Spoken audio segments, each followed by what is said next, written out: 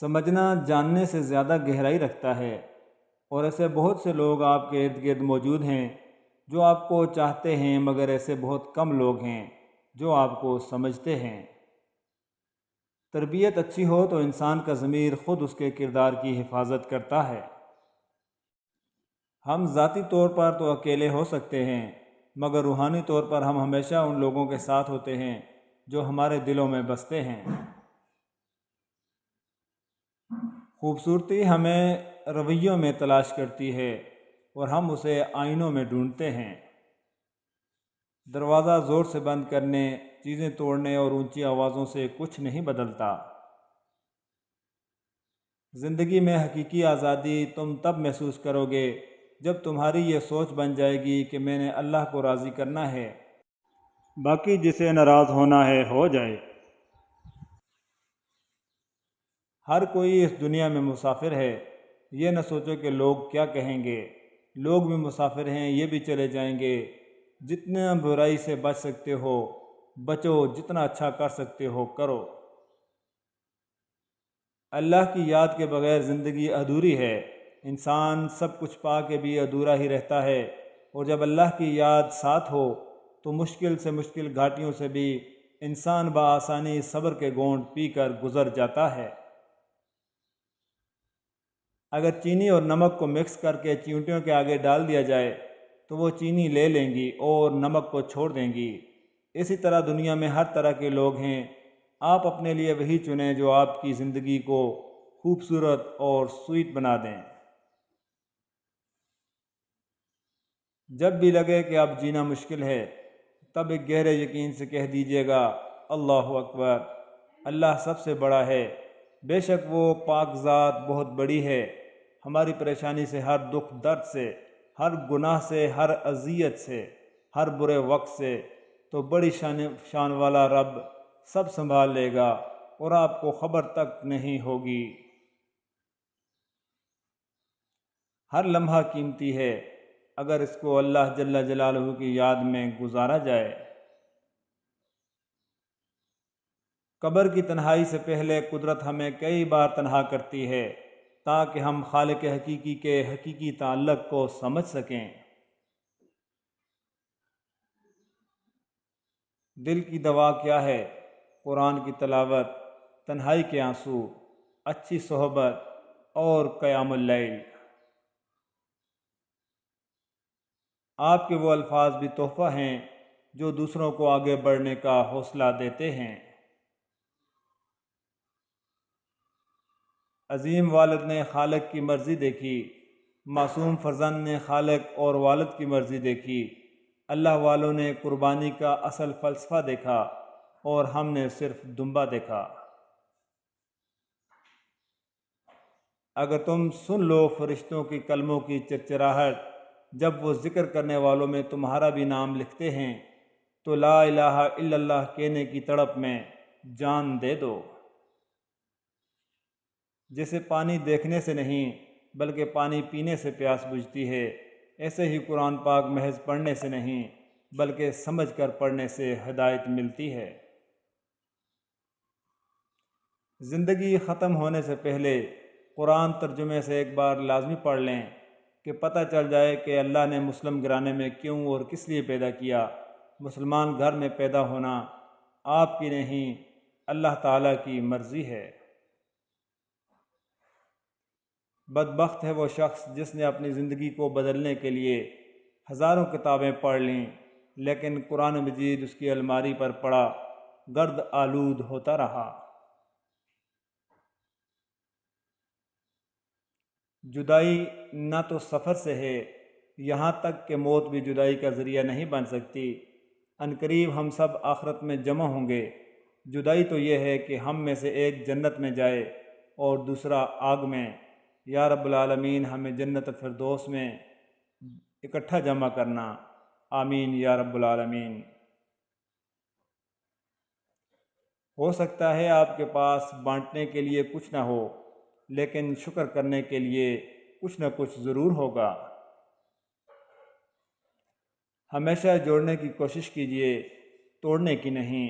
دنیا میں سوئی بن کر رہیے، کینچی بن کر نہیں۔ کیونکہ سوئی دو کو ایک کر دیتی ہے اور کینچی ایک کو دو کر دیتی ہے۔ خوش رہیں اور خوشیاں بانٹتے رہیں۔ دوبارہ گرم کی گئی چائے اور بار بار کیے گئے سمجھوتے، دونوں میں پہلے جیسی مٹھاس اور ذائقہ کبھی نہیں رہتا۔ مجھ سے نہ ہو سکے گی زمانے کی بندگی، مکار بھی نہیں ہوں اداکار بھی نہیں ہوں۔ خود کا مقابلہ کسی سے نہ کرو، تم جیسے ہو بہترین ہو۔ کون کیا کر رہا ہے، کیسے کر رہا ہے اور کیوں کر رہا ہے، ان سب سے آپ جتنا دور رہو گے اتنا ہی خوش رہو گے۔ زندگی یہ نہیں کہ آپ کتنے امیر، کتنے مشہور، کتنے دلکش ہیں۔ زندگی یہ ہے کہ آپ کتنے اوریجنل، کتنے عاجز اور کتنے مہربان ہیں۔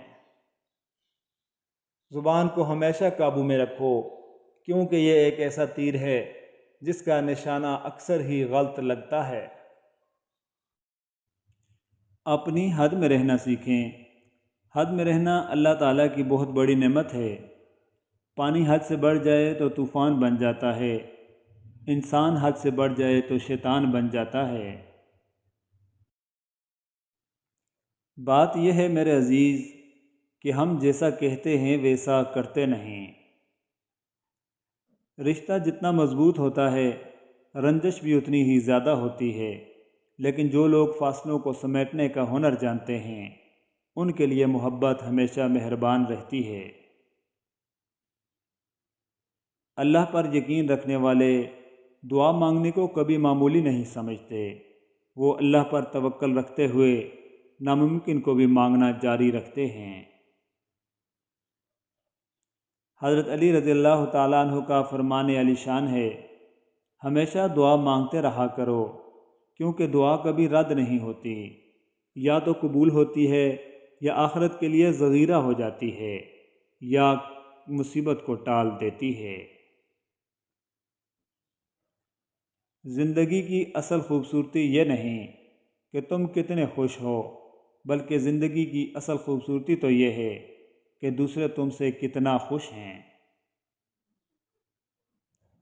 صبر نے حضرت یوسف علیہ السلام کو عزیز مصر بنایا، جبکہ توکل نے حضرت موسیٰ علیہ السلام کو دریا پار کروایا۔